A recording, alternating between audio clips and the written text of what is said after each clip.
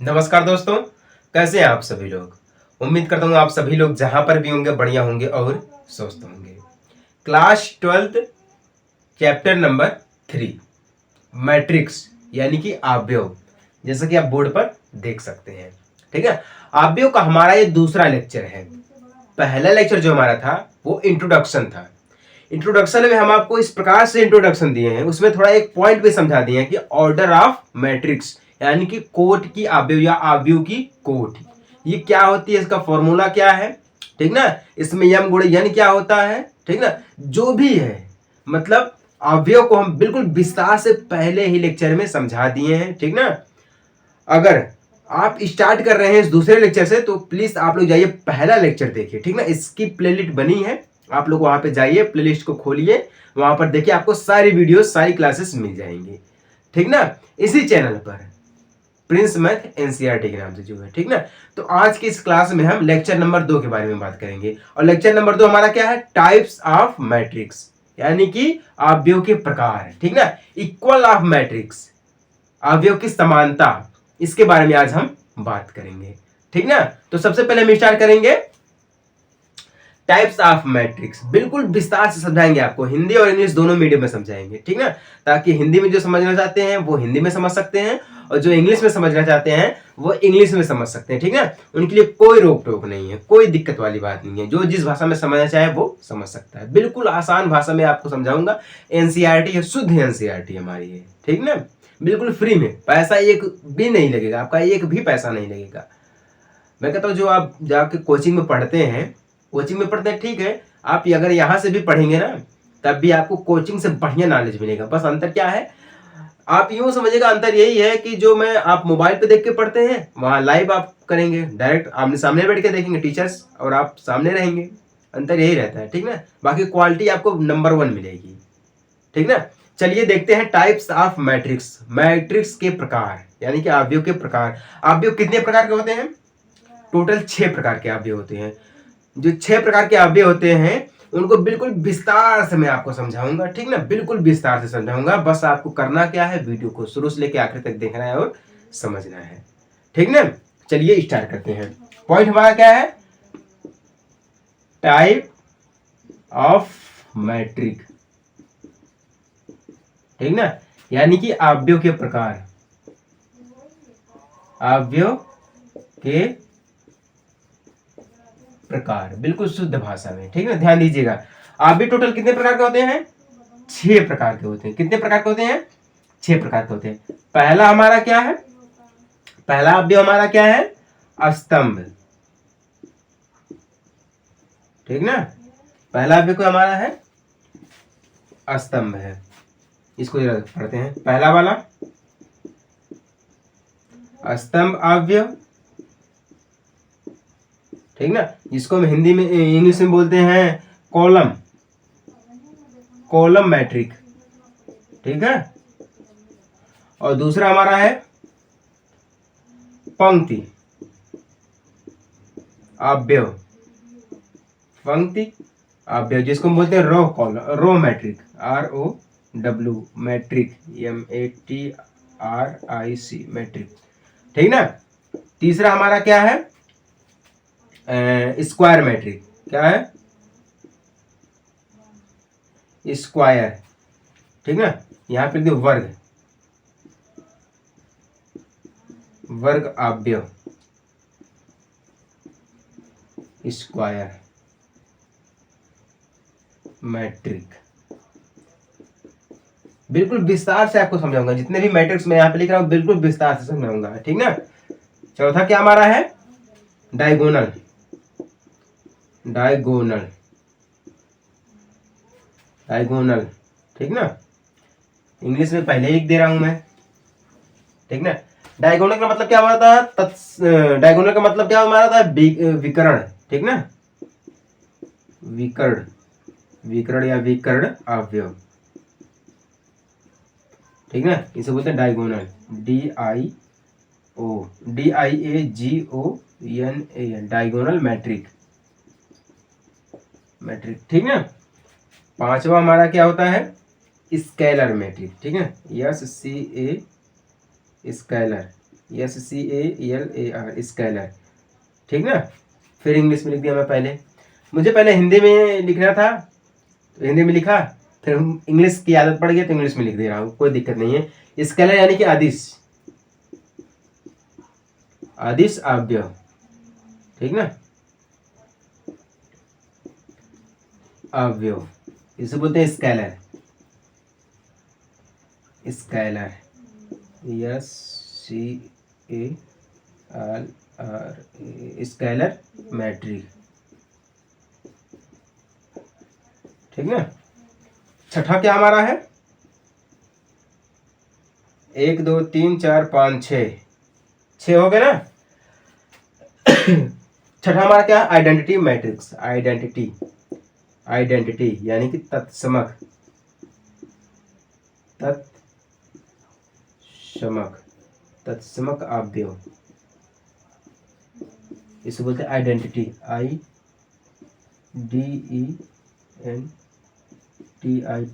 Identity matric, ठीक ना, बिल्कुल शुद्ध है। देखिए 6 है। अभी बाद में मैं आपको एक और समझा दूंगा, ठीक ना। देखिए 6 मैट्रिक्स दी गई है ना, आप 6 के 6 को आप नोट कर लीजिए कहीं, ठीक ना, क्योंकि इसी 6 के ऊपर जो हमारे आधारित है मैट्रिक्स, ठीक ना, इसको बोलते हैं टाइप ऑफ मैट्रिक यानी अवयव के प्रकार, ठीक ना। ये 6 मैट्रिक्स हैं। एक और मैट्रिक्स तो अभी हम बाद में समझाएंगे 6 को समझाने के बाद, क्योंकि उसको जो मैट्रिक्स 7वीं वाली है बहुत ही सिंपल है, उसको आप एक ही भाषा में याद कर सकते हैं, ठीक ना। चलिए स्टार्ट करते हैं। सबसे पहले क्या समझाएंगे आपको, स्तंभ। क्या समझाएंगे, स्तंभ। देखिए नाम से ही पता चल जा रहा है, नाम से, नाम क्या हमारा स्तंभ है, ठीक ना। स्तंभ हम आपको पहले लेक्चर में इतना बढ़िया तरीके से समझाए हैं ना, इतना बढ़िया तरीके से समझाए हैं कि अब क्या ही बताएं हम आपको, इतना बढ़िया तरीका आप बता दिए हैं, ठीक ना। ब्लैक वाला ले लेते हैं तो अच्छा रहेगा। चलिए दोनों को साथ में ले लेते हैं। स्तंभ यानी कि कॉलम। कॉलम क्या होता है हमारा है, जैसे कि मकान बनाने में पिलर का उपयोग करते हैं हम, पिलर बनाते हैं, वही हमारा कॉलम होता है। मकान जो राजगीर होता है वो जब घर बनाता है तो उसमें 1 कॉलम 2 कॉलम 3 कॉलम 4 कॉलम, एक घर में कितने कॉलम होते हैं, 4 कॉलम होते हैं, है ना। एक कमरा बनाने के लिए 4 कॉलम का प्रयोग किया जाता है। 2 कमरा बनाने के लिए कितने कॉलम का प्रयोग करेंगे, 6 कॉलम का प्रयोग करेंगे। अब कुछ लोग कहेंगे भैया ये कैसे हो गया 6 कॉलम, ठीक है भैया, इसी प्रकार से होता है ना। एक कमरा हमारे पास है इस प्रकार का, ठीक ना, तो इसमें कितने कोने हैं, 1 2 3 4, ठीक ना, 4 कॉलम हो गए। अगर 2 कमरा बनाना रहेगा तो इसी को 60 देंगे हम, तो हमारा ये दूसरा कमरा नहीं हो गया, 1 2 नहीं बढ़ गया, 1 2 3 4 5 6 कॉलम हो गए कि नहीं हो गए। नहीं तो आप अलग अलग की बात करते हैं, अलग अलग, जैसे कि कमरा यहाँ पर बना दिए हैं, एक कमरा किसी दूसरी जगह बनाएंगे तब तो 8 कॉलम लगेंगे लगेंगे। वैसे देखा जाए तो हमारे पास कितने कॉलम लगेंगे 2 कमरा बनाने में, 6 कॉलम लगेंगे, ठीक ना। तो कॉलम हमारा यही है, जो पिलर्स होते हैं, पिलर्स, उसी को हम कॉलम बोलते हैं। जैसे कि मान लेते हैं हमारे पास दिया गया है एक मैट्रिक्स है -1.5, ठीक ना, 0 2 3 4, हमारे पास ये दी गई है एक मैट्रिक्स। यहाँ पे देखिए क्या हमारा नियम जो लगेगा, स्तंभ वाला लगेगा, ठीक ना। स्तंभ यानी कि जो कॉलम हमारे तो सिर्फ एक ही कॉलम हो। कॉलम हमारे कितने होने चाहिए, कॉलम हमारे पास सिर्फ एक होने चाहिए, बाकी रो यानी कि पंक्ति की कोई गिनती नहीं है। पंक्ति हमारे पास कितनी भी हो उससे हमें नहीं मतलब है, अगर कॉलम सिर्फ हमारे पास एक है तो वो कौन सा हमारा कॉलम रहेगा, कॉलम यानी कि मैट्रिक्स, ठीक ना। वो कौन सा हमारा रहेगा मैट्रिक्स, कॉलम मैट्रिक्स रहेगा, ठीक ना। अवयव, समझ में आई बात ना। पंक्ति कितनी भी उससे हमें नहीं मतलब है। पंक्ति जैसे यहाँ पे देखिए 1 2 3 4 5, पंक्ति कितनी दी गई है, 5 दी गई है, यानी कि रो कितने दिए गए, 5 रो दिए गए, ठीक ना। हमें रो से नहीं मतलब है, हमें मतलब किससे है, स्तंभ, कॉलम से मतलब है, ठीक है। तो कॉलम कितने हैं, एक है। जब कॉलम हमारे पास एक है तो ये कौन सी अवयव है, कॉलम, कॉलम मैट्रिक्स यानी कि स्तंभ अवयव है। समझ में आई बात ना। बाकी यहाँ किसी से कोई मतलब है नहीं है, सिर्फ स्तंभ से मतलब है। स्तंभ हमारे पास सिर्फ एक होना चाहिए, ठीक ना। तो ये कौन सी मैट्रिक्स हमारी बनी है, 1 2 3 4 5, कितना है 5.1, कौन सी है। अब 5.1 हमारी क्या थी, कोट, यानी कि जो हमारे ऑर्डर्स होते हैं वो क्या होते हैं, यम गुणे यन होते हैं, ठीक ना। यम यानी कि हमारा क्या होता है, रो, यन हमारा क्या होता है, कॉलम होता है, ठीक ना। जो कि हम आपको पहले लेक्चर में समझाए हैं। इसका एक फॉर्मूला होता है, मान लीजिए फॉर्मूला हम आपको यहाँ पर लिख के दिखा दे रहा हूँ, ए इक्वल ए आई जे, ठीक ना, यम गुणे यन, आई और जे, इसको भी हम आपको समझाएं पहले लेक्चर में, ठीक है। अभी और विस्तार से समझा देंगे, इसी में समझाएंगे, अच्छी तरीके से समझाएंगे, ठीक ना। बाकी यम गुणे यन जो हमारा होता है, यम यानी कि हमारा क्या होता है, रो होता है, यन हमारा क्या होता है, कॉलम होता है, ठीक ना। तो इस प्रकार से हमारी कौन सी कोटि बन गई है, यम गुणे यन की, यानी कि 5 गुणे 1 की, कॉलम 1 है, एक कॉलम, रो कितने हैं, 5 है, 1 2 3 4 5, 5 गुणे 1 की हमारी जो ये मैट्रिक्स बनी है, ठीक ना। 5 मल्टीप्लाई बाई 1, ठीक ना, 5 मल्टीप्लाई 1 की हमारी ये मैट्रिक्स बनी है। समझ में आई बात ना, यही हमारा होता है कॉलम, कॉलम मैट्रिक्स, ऐसे ही हम इसको पहचानते हैं। और ये रहा इसका छोटा सा एक डेमो, यानी कि एग्जाम्पल जिसको हम बोलते हैं। समझ में आ गई बात ना, समझ में आ गया तो अच्छी बात है, नहीं समझ में तो कोई दिक्कत वाली बात नहीं है, आप कमेंट कर सकते हैं, ठीक ना।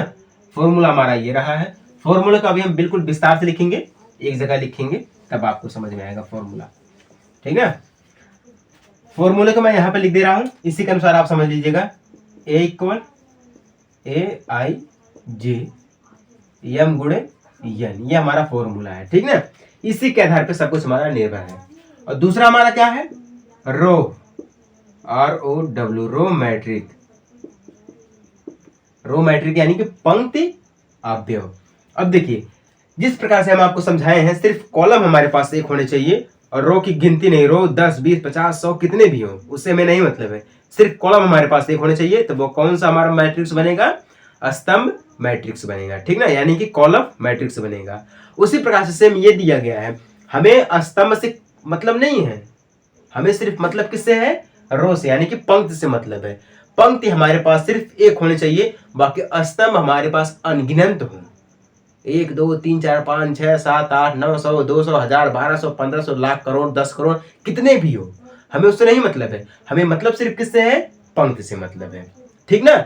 एग्जाम्पल डेमो मैं आपको दे रहा हूं, देखिए, मान लीजिए हमारे पास एक मैट्रिक्स दी गई है, ए इक्वल, ठीक ना, 1 2 4 6 8, ठीक ना, 9, ये हमारे पास एक मैट्रिक्स दी गई, ठीक ना। अब यहाँ पे आप देखिएगा पंक्ति कितने हमारे पास है, सिर्फ एक पंक्ति दी गई है, ठीक ना। और स्तंभ कितने हैं, 1 2 3 4 5 6, स्तंभ कितने दिए गए हैं, 6 स्तंभ दिए गए हैं। तो यहाँ पे कौन सी मैट्रिक्स बनेगी, रो मैट्रिक्स बनेगी, ठीक ना। इसकी कोटि कितनी होगी, कोटि होगी 1 मल्टीप्लाई 6, 1 गुणे 6 की। हम आपको बोले हैं यम यानी कि हमारा क्या होता है, रो होता है, यन हमारा कॉलम होता है, ठीक ना। रो यानी कि पंक्ति हमारी होती है, ठीक ना। कॉलम यानी कि स्तंभ हमारा होता है। तो स्तंभ कितने हैं, 6 दिए गए हैं, तो 6 हो गए। और पंक्ति हमारी कितनी दी गई है, 1 दी गई है, यानी कि 1 हमारी हो गई, ठीक ना। तो ये कौन सी कोटि है, 1 मल्टीप्लाई 6, यानी कि 1 गुणे 6 की हमारी है, ठीक ना। तो यहाँ पे हमारा ये मैट्रिक्स क्या बना है, रो मैट्रिक्स बना है, ठीक ना, यानी कि पंक्ति अवयव हमारा है। ये समझ में आ गई बात ना, ये इसका छोटा सा डेमो है, एग्जाम्पल। मैं आपको इसलिए बोलता हूं कि मैं जो भी समझाऊंगा बिल्कुल विस्तार से समझाऊंगा, ठोस समझाऊंगा, जो कि आपको ये नहीं कि सिर्फ आप 12 में पढ़ रहे हैं तो आपका 12 ही काम देगा, नहीं, आपका 9 भी काम देगा, 10 भी काम देगा, 11 12, ठीक ना। आप बीए कर रहे हैं, बीए में तो होता नहीं है, बीएससी कर रहे हैं मैथ से, वहां पर भी ये काम देगा। उसके बाद आप एमएससी कर रहे हैं मैथ से, वहां पर भी काम देगा। पीएचडी कर रहे हैं मैथ से, वहां पर भी आपको काम देगा। ये मतलब आप कुछ भी कर रहे हैं, अगर मैथमेटिक्स कर रहे हैं तो आपको अवयव जरूर देखने को मिलेगा, ठीक ना।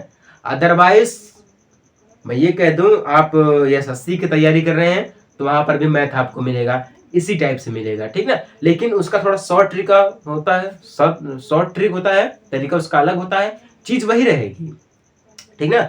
आप बैंकिंग लाइन में जाना चाहते हैं, मैथमेटिक्स से है तो ये वहां पर पूछ सकता है, ठीक ना। अदरवाइज कोई भी एग्जाम आप देने जा रहे हैं, अगर मैथमेटिक्स से है, मैथ से है, तो आपको ऐसे क्वेश्चन जरूर देखने को मिलेगा, जो कि अभी हम आपको बिल्कुल आसान भाषा में समझा रहे हैं, ठीक ना। तो ये हमारा हो गया, क्या है, रो हो गया। उसके बाद हमारा क्या आएगा, स्क्वायर, ठीक ना। क्या आएगा, स्क्वायर मैट्रिक्स, ये हमारी स्क्वायर मैट्रिक्स यानी कि वर्ग, ठीक है। Square, square matrix, square matrix यानी कि वर्ग। अब कुछ लोगों को दिमाग में तो ये रहा होगा वर्ग यानी कि 2 की पावर 2, 2 की पावर 1, 2 की पावर 4। कुछ लोगों के दिमाग में तो यही आ रहा होगा कि वर्ग ये होता है। हालांकि ठीक भी है क्योंकि नाम ही इसका वर्ग दिया गया है तो ये तो रहेगा ही रहेगा, ठीक ना। लेकिन इस मैट्रिक्स में वर्ग का मतलब कुछ और है। यहाँ पर वर्ग का मतलब ये है कि जो स्तंभ रहेंगे और पंक्ति रहेंगी वो दोनों बराबर रहेंगी, बराबर रहेंगी। आप कंफ्यूज मत होइएगा वर्ग का नाम सुन के, मतलब स्क्वायर में रहेगा हमारा दिया है 2 का वर्ग 4 दिया है, ठीक ना। 2 की पावर 5 दिया गया, 2 की पावर 10 दिया गया, 5 की पावर 20 दिया गया है। ये नहीं यहाँ पर है। यहाँ पर क्या है, कॉलम और रो समझाया जा रहा है आपको, यानी कि पंक्ति और स्तंभ समझाया जा रहा है। तो यहाँ पर जो पंक्ति और स्तंभ रहेंगे ये दोनों क्या रहेंगे, बिल्कुल बराबर रहेंगे। कैसे रहेंगे चलिए उसको समझते हैं एक डेमो के साथ, ठीक ना। स्क्वायर का मतलब है ये डेमो देंगे तब आपको समझ में आएगा स्क्वायर मैट्रिक्स हमारा होता क्या, ठीक ना। डेमो के लिए लीजिए, मान लीजिए हमारे पास दिया गया है एक मैट्रिक्स ए, ठीक ना। यहाँ पे हमारे पास कुछ संख्याएं दी गई है, जैसे मान लीजिए दिया गया है 1 2 3 4 5 6 7 8 9, ठीक ना। ये हमारे पास एक मैट्रिक्स दी गई है, ठीक ना। अब यहाँ पे फॉर्मूला हमारा क्या लगता है, इक्वल ए आई जे ब्रैकेट बंद यम गुणे एन। किसकी, यम गुणे एन, यानी कि जो हमारी पंक्ति गुणे स्तंभ, क्या पंक्ति गुणे स्तंभ होता है। तो यहाँ पे देखिए क्या दोनों बराबर होने चाहिए, मतलब पंक्ति 1 2 3 कितनी है 3, स्तंभ 1 2 3 कितने हैं 3, यानी कि 3 गुणे 3 कितने हैं 3 गुणे 3। यहाँ पे पंक्ति और स्तंभ देखिए दोनों बराबर है कि नहीं है। किसी भी मैट्रिक्स में पंक्ति और स्तंभ अगर दोनों बराबर है तो बस समझ जाइएगा कि हमारा स्क्वायर मैट्रिक्स है, यानी कि वर्ग अवयव है, ठीक ना। स्तंभ और पंक्ति दोनों बराबर हो, ठीक ना, दोनों की कोटि क्या हो, बराबर हो। जैसे कि यहाँ पे दिया गया 3 गुणे 3 की कोटि है, ठीक ना। तो वह हमारा क्या है, स्क्वायर मैट्रिक्स यानी कि वर्ग अवयव है। समझ में आई बात ना। ये वाला वर्ग होता है, ना कि वो वाला वर्ग 2 की पावर 2, 5 की पावर 10, 5 की पावर 3, 3 की पावर 2, ये वाला वर्ग नहीं है। यहाँ पर है वर्ग का मतलब, यहाँ पर ये है मैट्रिक्स में जो वर्ग का मतलब होता है वह यह होता है कि कॉलम और स्तंभ दोनों समान हो, यानी कि इसकी जो कोटि होगी, यानी कि इसका जो ऑर्डर होगा वो 3 गुणे 3 का होगा। यानी कि जैसे कि 3 गुणे 3 हो गया, 2 गुणे 2 हो गया। एग्जाम्पल के तौर पे मान लेते हैं, दिया गया हमारे पास मैट्रिक्स है बी, यहाँ पर दिया गया 2 0 0 2, ठीक ना।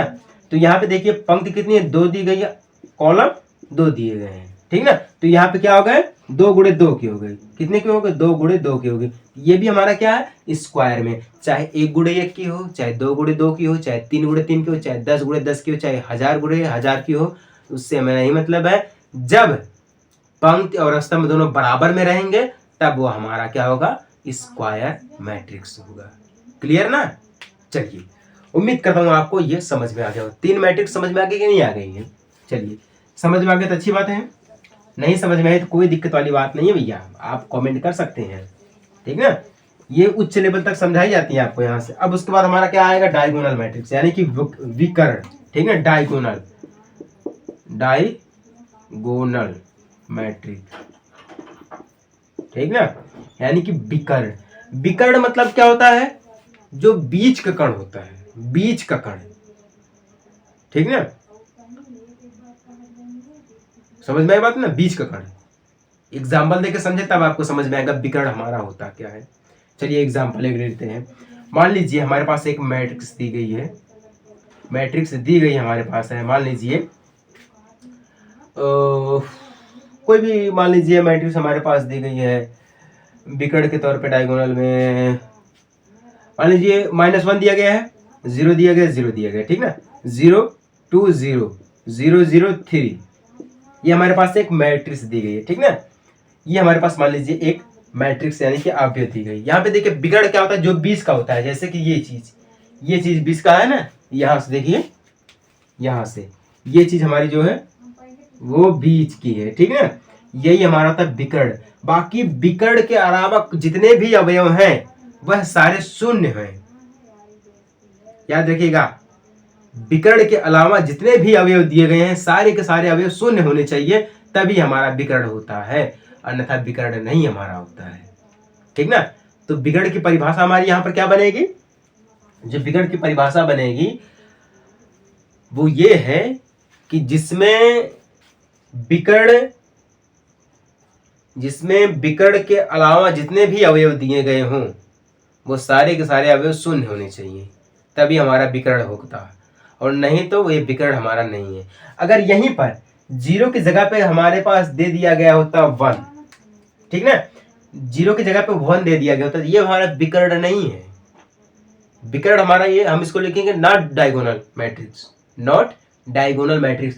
अब हम 0 यहाँ पे लगा देते हैं तो हमारा यह क्या हो जाएगा, डायगोनल मैट्रिक्स।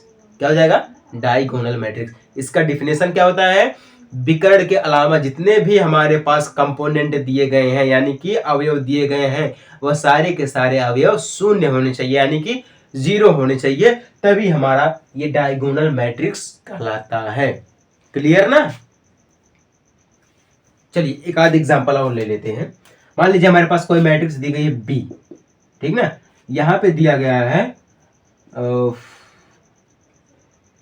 मान लीजिए हमारे पास यहाँ पर दिया गया है, कोई भी एक ले लेते हैं, यहाँ पे 5 दिया गया है, 0 0, ठीक ना, उसके बाद क्या दिया गया है 0 7 0, ठीक ना, 0 0 9 दिया गया है, ठीक ना। यहाँ पर भी देखिए क्या है, ये हमारा एक विकर्ण है। क्या है, विकर्ण। विकर्ण के अलावा जितने भी अवयव दिए गए हैं सारे के सारे अवयव हमारे क्या है, शून्य है, ठीक ना। एक और मान लेते हैं, सी इक्वल दिया गया है 2 0 और 0 3। यहाँ पे देखिए विकर्ण क्या है, 2 है 3 है, ठीक ना। यहाँ पर विकर्ण क्या है, 2 है 3 है। जब ये 2 3 विकर्ण हमारे रहते हैं, इसके अलावा जितने भी अवयव हैं वो सारे के सारे क्या है, शून्य है। ये भी हमारा क्या होगा, डायगोनल होगा, ये भी हमारा डायगोनल और ये भी हमारा डायगोनल, यानी कि विकर्ण अवयव है, ठीक ना। तो यहाँ पे कोट क्या बनेगी हमारी, 1 2 3 की बनेगी। किसकी बनेगी, यहाँ पर देखेंगे तो 1 2 3 की बनेगी, यहाँ पे देखेंगे 2 3 की बनेगी, यहाँ पे 5 7 9 की बनेगी। इस प्रकार से हमारी विकर्ण यानी कि डायगोनल हमारी होती है, ठीक ना।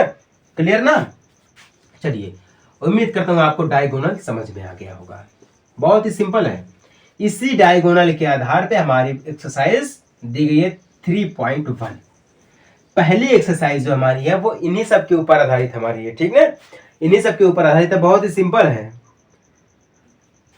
ठीक ना, बहुत ही सिंपल दिया गया हमारा है। अदिश, अब हमारा क्या आ जाएगा, स्केलर, ठीक ना, स्केलर मैट्रिक्स,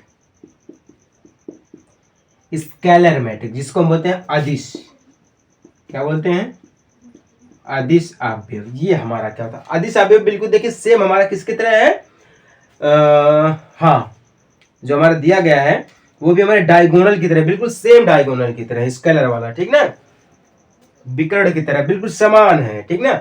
बस अंतर इसमें क्या, थोड़ा सा अंतर एक है, जो अंतर है वो मैं आपको समझा रहा हूं। देखिए जो हमारा विकर्ण होता है उसमें क्या होता है, विकर्ण के अलावा जितने भी हमारे कंपोनेंट रहते हैं वो सारे के सारे शून्य होने चाहिए, ठीक ना। इसमें भी वही नियम है, बिल्कुल सेम है, बिल्कुल सेम है। बस अंतर यहां पे क्या दिया गया है, जो I इक्वल जे होता है वो यहां पर क्या होगा, I naught is equal to J, ठीक ना, बस यही अंतर होता है, I naught is equal to J, इतना होता है, ठीक ना। I जो है वो जे के बराबर में नहीं रहता। लेकिन अगर मान लीजिए कोई हमारे पास अचर पद दिया गया हो के, ठीक ना, b अचर पद के दिया गया हो, तब हम लिखते हैं I इक्वल जे, ठीक है। अगर वैसे देखा जाए तो I naught is equal to J, ठीक ना।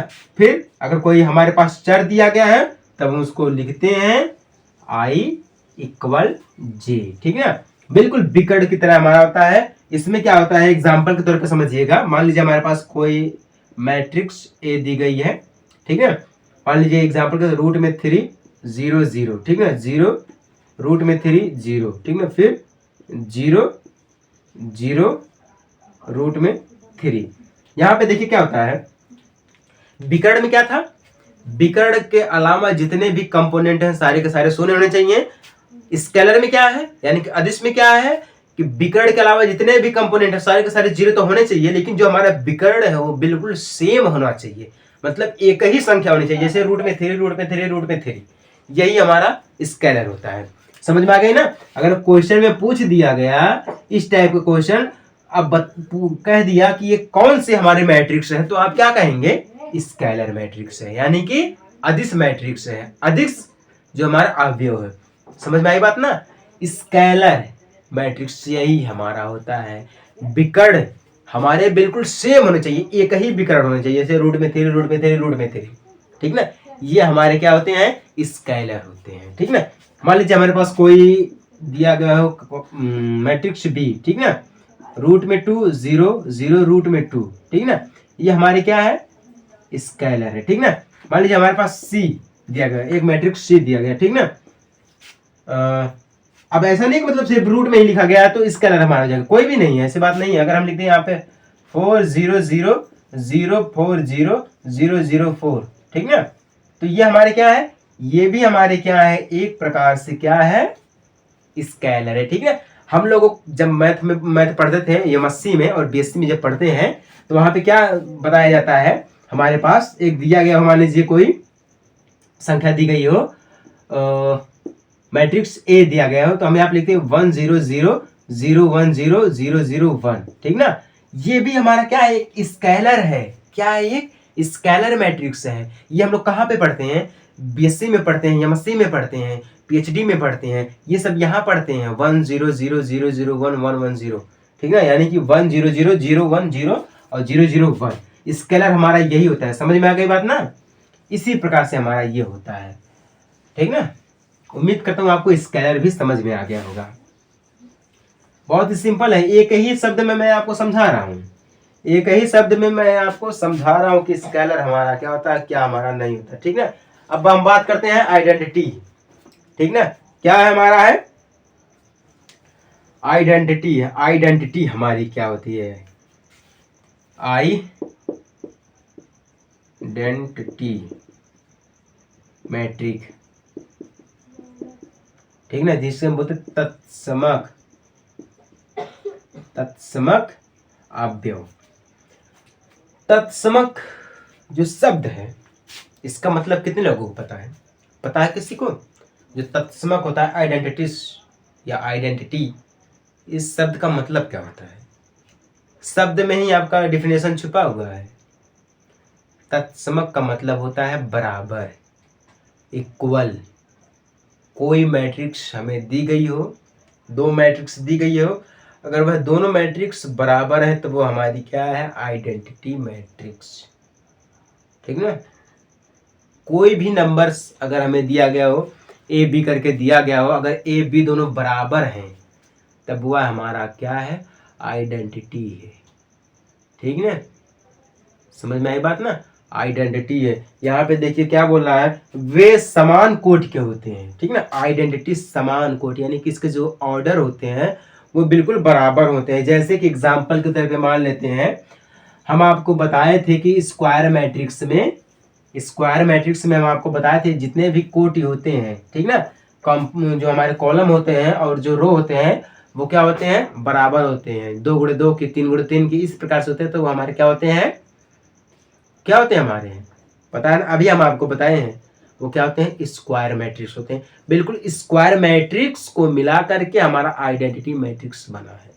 कैसे, देखिएगा, यहाँ पे मान लीजिए हमारे पास एक मैट्रिक्स दिया गया हो 2 3 0 1, ठीक ना, और बी दूसरा मैट्रिक्स दिया गया हो 2 3 0 1, तो ये हमारे क्या है, आइडेंटिटी मैट्रिक्स हैं। क्योंकि देखिए यहाँ पे 2 3 0 1 2 3 0 1, ये क्या है, दोनों समान है। तो यहाँ पे क्या लिखेंगे, ए इक्वल बी, मतलब पहला अवयव और दूसरा अवयव, इसके अंदर जितने भी कंपोनेंट है वो क्या है, सब समान है। इसकी डिफिनेशन क्या है, matrix A and matrix B के जितने भी कंपोनेंट हैं वो सारे के सारे बराबर हो, एक ही कंपोनेंट हो, तो वह हमारे क्या होते हैं, आइडेंटिटी मैट्रिक्स होते हैं। समझ में आई बात ना। यही हमारे होते हैं आइडेंटिटी मैट्रिक्स। अगर हम यहाँ पे ये लिख दें A इक्वल मैट्रिक्स में 2 3 0 1, ठीक ना, B में लिख दें 3 2 0 1, तो यहाँ पे A not is equal to B। अब यहाँ पे देखिए, यहाँ पे दिया गया है 2 3 0 1, यहाँ पे 3 2 0 1, इसके जो कंपोनेंट है वो बराबर है, सही से बैठे नहीं बैठे हैं। आइडेंटिटी का मतलब क्या होता है, दोनों बिल्कुल हूबहू होने चाहिए, सेम टू सेम होने चाहिए। आइडेंटिटी का मतलब समान होता है, बिल्कुल इक्वल।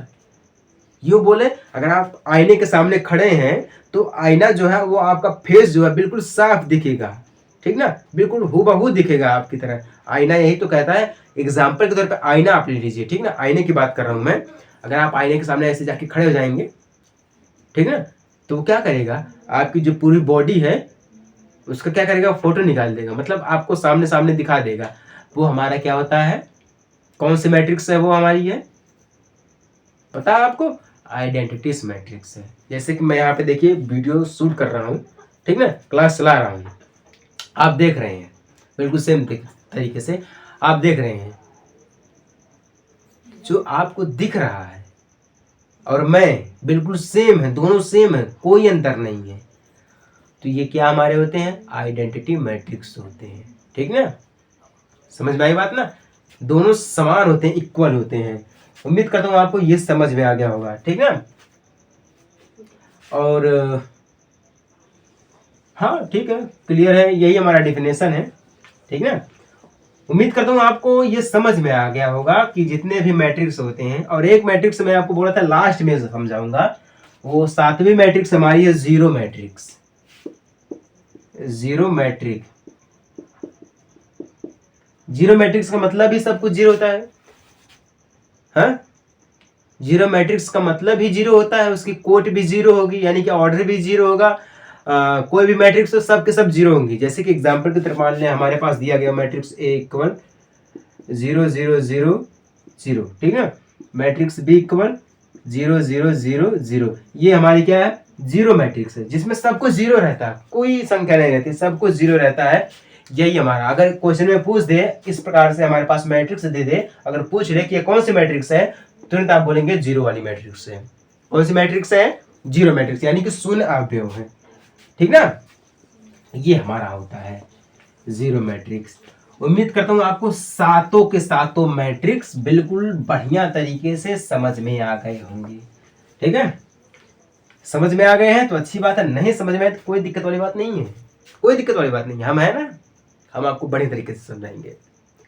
अब चलिए हम बात करते हैं इक्वालिटी ऑफ मैट्रिक्स, अवयव की समानता, ठीक ना। हेडिंग आप सभी लोग डाल लीजिए, इक्वालिटी, इक्वालिटी ऑफ मैट्रिक, यानी कि अवयव की समानता, अवयव की समानता। समानता, समानता क्या होती है, नाम समझिए, समानता, इक्वालिटी, यानी कि जो बराबर अवयव हो। कौन से अवयव हो, जो बिल्कुल सेम हो, यानी कि बराबर अवयव, इक्वालिटी ऑफ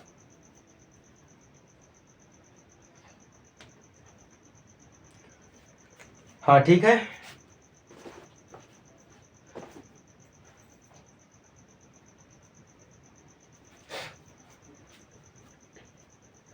इक्वालिटी, हाँ ठीक है, क्लियर ना। इक्वालिटी बिल्कुल सेम है, अभी जो हम आपको आइडेंटिटी समझाए हैं, लेकिन एक चीज आप यहाँ पे देखिए, जो हम आपको आइडेंटिटी समझाए हैं उसमें समान बताए थे ना, उसको आप क्या कर लीजिएगा, अवयव की समानता कर लीजिएगा, ठीक है। आइडेंटिटीज की जगह पे, आइडेंटिटीज थोड़ा सा डिफरेंट है, वो शायद मैं लॉजिक हमारा जो दूसरा था उसको दूसरा सेट कर दिया हूँ। आइडेंटिटीज में ये होता है कि जो हमारा, एक बार हेडिंग आपको समझा दे रहा हूँ, आइडेंटिटीज, आइडेंटिटी, आइडेंटिटी, आइडेंटिटी एक बार फिर से देख लीजिएगा। आइडेंटिटी में क्या होता है, जो भी हमारे जितने भी हमारे कोड्स होते हैं या अवयव जो हमारे होते हैं, उसमें सभी के सभी अवयव क्या होते हैं, सभी के सभी अवयव एक होते हैं, ठीक ना, सभी के सभी अवयव एक होते हैं, जिसे विकर्ण के सभी अवयव, ठीक ना। जैसे कि हम आपको बोले थे कि 1 0 0 0 1 0 0 0 1, ये हमारे क्या है, आइडेंटिटीज है, ठीक है। बिगड़ के, आप ये समझिए, बिगड़ के जो अभी हम आपको समझाए आइडेंटिटी, आप ये समझिए कि जो आइडेंटिटी आपको समझाए हैं वो अवयव की समानता समझाती है, ठीक है। जो पॉइंट्स हम नोट किए थे, ठीक ना, वो थोड़ा चेंजिंग हो गया था, माइंडसेट में भी बैठा था हमारे, ऐसी बात नहीं है, ऐसी बात नहीं है, हर प्रकार का प्रेशर होता है, ठीक ना। आइडेंटिटीज का मतलब होता है जितने भी बिगड़ होते हैं वो सब के सब एक होते हैं, बिगड़ के अलावा सभी के सभी अवयव जो हमारे शून्य होते हैं, ठीक ना। ये हमारे बिगड़, अभी मैं आपको यहाँ पे देखिए अवयव की जब समानता में आपको समझाया था तभी मुझे ध्यान आया कि मैं क्या समझा दिया आपको, उल्टा कर दिया लगता है।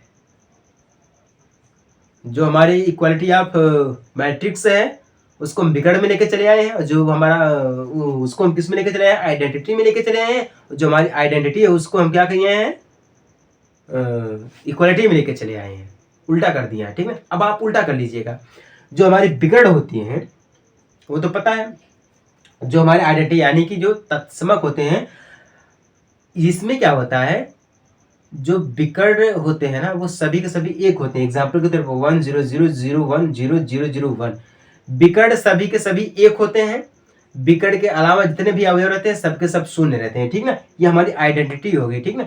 बाकी जो हमारी अवयव है वो बिल्कुल सेम है, ठीक ना, सेम, जैसे कि आप, ये हम आपको एग्जाम्पल दिए आइडेंटिटी वाला, वही वाला चीज है, ठीक ना।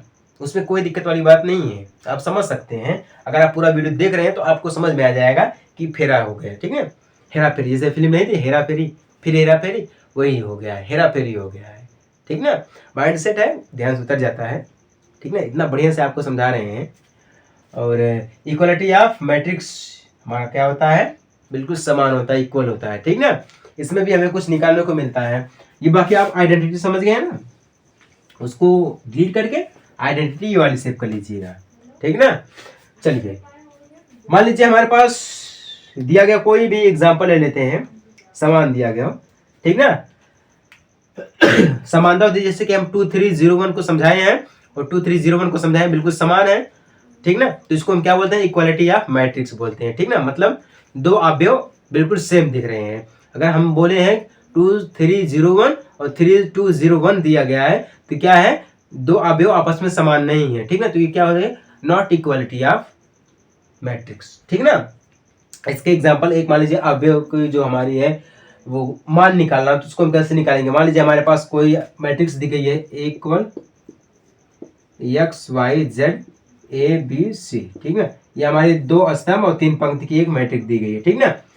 अब यहाँ पे दिया गया है -1.50, फिर क्या दिया गया 2√6 दिया गया, फिर क्या दिया गया है 3 2 दिया गया, ठीक ना। इसमें बोला हमें है कि XYZ ABC की वैल्यू निकालिए, यानी कि मान निकालिए। तो हम क्या करेंगे, x इक्वल जो दिया गया उसको रख देंगे -1.5, ठीक ना। y इक्वल 0, z इक्वल क्या दिया गया है 2 दिया गया है, a इक्वल क्या दिया गया है √6 दिया गया है, ठीक ना। b इक्वल क्या दिया गया 3 दिया गया है, c इक्वल 2 दिया गया। ये रहे XYZ के वैल्यू, बस इतना ही निकालना है। जो दिया गया है उसी को हम बिल्कुल सेट कर देंगे, वैसे हमारा हो जाएगा, ठीक ना। ये हमारे रहे वैल्यू इक्वालिटी ऑफ मैट्रिक्स के, इसी प्रकार से हम निकालेंगे, ठीक ना। इक्वालिटी ऑफ मैट्रिक्स जो हमारी आइडेंटिटी होती है उसके जितने भी कंपोनेंट हैं वो सारे के सारे जीरो होते हैं, अलावा बिकर्ण के, ठीक है। बिकर्ण हमेशा एक होता है, बिल्कुल समान एक होता है, और जो जितने भी कंपोनेंट होते हैं वो सारे के सारे जीरो होते हैं, ठीक ना। इतना होता है, बाकी हेरा फेरी हो गया है। आइडेंटिटी को हम इक्वालिटी में लेकर चले आए हैं, इक्वालिटी को हम आइडेंटिटी में लेकर जा रहे थे, लेकिन अभी हम आपको जब देखे हैं पॉइंट्स जब देखे तब हमें समझ में आया है कि हम तो हेरा फेरी कर दिए हैं, ठीक ना। हेरा फेरी हो गया है, हेरा फेरी को आप भूल जाइएगा। आइडेंटिटी आप इतना समझिएगा कि आइडेंटिटी में जितने भी हमारे बिकर्ण होते हैं वो एक होते हैं, बिकर्ण के अलावा जितने भी कंपोनेंट होते हैं सारे के सारे जीरो होते हैं। और इक्वालिटी आप ये समझिएगा कि जितने भी हमारे पास मैट्रिक्स होते हैं, ए बी मैट्रिक्स है, वो बिल्कुल सेम होते हैं, ठीक है। उसकी वैल्यू निकालने के लिए हम इस प्रकार से निकालते हैं, ठीक है। उम्मीद करता हूँ आपको इक्वालिटी ऑफ मैट्रिक्स समझ में आ गया होगा, टाइप्स ऑफ मैट्रिक्स समझ में आ गया होगा, ठीक ना। इसके बाद जो हमारा चलेगा लेक्चर नंबर 3 में वो क्या रहेगा, एक्सरसाइज 3.1 किसका, मैट्रिक्स का, ठीक ना। उम्मीद करता हूँ आपको समझ में आ गया होगा। समझ में आ गया तो अच्छी बात है, नहीं समझ में आया तो कोई दिक्कत वाली बात नहीं है, आप हमें कमेंट कर सकते हैं, हम आपको बढ़िया तरीके से समझा देंगे। ठीक है, चलिए मिलते हैं हम आपसे अगले लेक्चर में एक छोटे से ब्रेक के बाद। तब तक के लिए जय हिंद, वंदे मातरम।